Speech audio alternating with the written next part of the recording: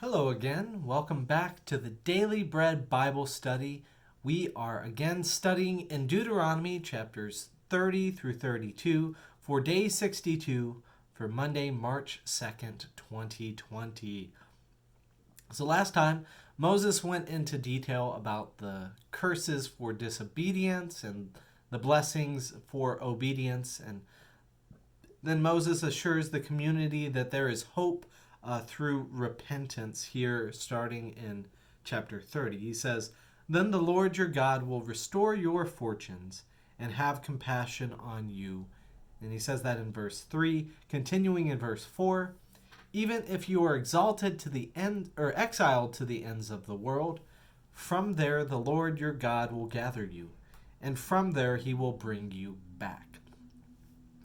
So this promise will be especially important for the people of God who will be exiled in Babylon, as they will be exiled there after the time of the United Kingdom. That's a few stories away from our time here, but we will see that they will be returned back after that time in exile. So that is the hope and the promise, and especially the messianic promise that will be hopeful for Jesus, is that someone can lead them after this period of exile. And we will see that theme develop more and more throughout the Old Testament as we move closer towards the New Testament. Continuing on in Deuteronomy 30, Moses indicates that anyone can understand what is being asked of them, saying in verse 14, "The word is very near to you. It is on your mouth and in your heart for you to observe." Moses also rephrases the promise, simplifying it in some poetic language here. Verse 15 says, "See, I have set before you today life and prosperity, death and adversity." And it's simple to assume that people will choose life and prosperity instead of death and adversity. That's what Moses hopes for. By simplifying it, he's hoping that people will think it is much more logical to follow life and prosperity instead of death and adversity. But also, we'll see a little bit later, he indicates that people are going to choose the hard path for themselves. Picking it up in chapter 31, Moses then passes leadership over to Joshua. As we discussed on day 49 of the Daily Bread Bible Study and Numbers 27 through 29, my Year in the Bible website has archives of those if you want to go check out the previous studies where I talk in more detail about that. But the reminder from that day is that God would not allow Moses to enter the promised land due to the events of Meribah or the water from the rock story. So, as it says here in Deuteronomy 32:51, next chapter, it mentions the reason, because both of you broke faith. That would be Aaron and Moses. "Both of you broke faith with me among the Israelites at the waters of Meribah Kadesh in the wilderness of Zin, by failing to maintain my holiness among the Israelites." Numbers 20:12 says, "Because you did not trust in me." Numbers 27:14 says, "You did not show my holiness and you rebelled against my word." So, same kind of theme, not trusting in God. And so we see that, repeated here. They just didn't do it properly. So thus Moses appoints Joshua to lead the people in the conquest of the promised land, picking it up in Deuteronomy 31, verse 7. "Then Moses summoned Joshua and said to him in the sight of all Israel, 'Be strong and bold, for you are the one who will go with this people into the land that the Lord has sworn to their ancestors to give them, and you will put them in possession of it. It is the Lord who goes before you. He will be with you. He will not fail you or forsake you. Do not fear or be dismayed."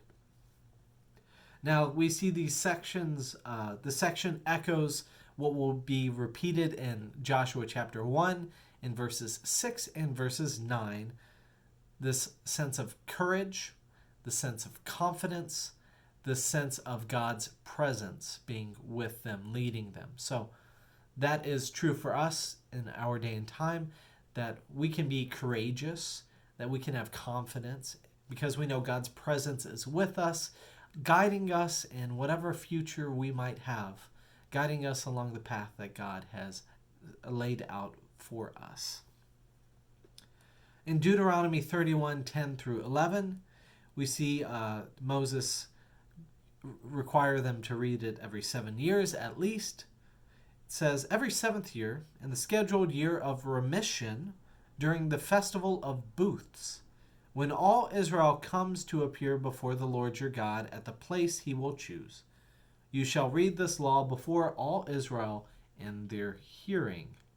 Now, it's a big text, a lot to read. It's taken us about 2+ weeks to get through all of it and internalize it. But this is something that they would do to listen and to re-instruct people on the ways that God expects them to live. Why does Moses think that's important? Because Moses expects them to forget it. Deuteronomy 31:20 says, for when I have brought them into the land flowing with milk and honey, which I have promised on oath to their ancestors, and they have eaten their fill and grown fat, they will turn to other gods and serve them, despising me and breaking my covenant. Moses is a realist, and he is realizing that there's something in the waywardness of their hearts that pulls them away from God to serve our own selves. We're going to discuss Moses' song here in a bit, and it's a song to inspire the Israelites to return to the right path. Moses has then after he sings the song and it's recorded, puts the book of the law and places it in the Ark of the Covenant. Moses' song is all of chapter 32, and instead of singing the song for you, I'm just going to kind of give a summary, an overview of the song, which doesn't quite do any song justice, but here we go. In Deuteronomy 32:7 it says, remember the days of old, consider the years long past. Ask your father, and he will inform you, your elders, and they will tell you. And what will they tell you? Well, just like most of Deuteronomy, they'll tell you the story. So verse 10 through 15, we have the wilderness story with God. Verses 15b through 18 of the people's forgetting of God.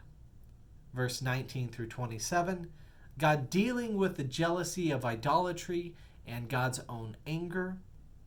Verse 28 through 38, then God critiques the actions of the wayward people.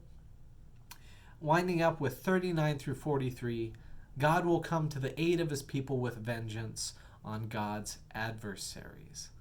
So all of this, God will remain faithful, even though God will be frustrated at times with this. And that's very true and fitting for us. We as Christians, especially Lutheran Christians, claim that we are sinners through and through, but we are justified by God's grace, and we wear Christ upon us, who justifies us in our stead, so that we, who are not able to be perfect, we are freed to live a life for our neighbor in service and love. So may you know that God will be faithful even when we are unable to meet the high standards that God has for our lives and for our others. But may we take that gratitude that we have and turn it to service and love for our neighbors and for those who are around us. So may you be filled with God's blessings. May God bless you even in the midst of adversity, and may you be able to bless others with the blessings you have received from God.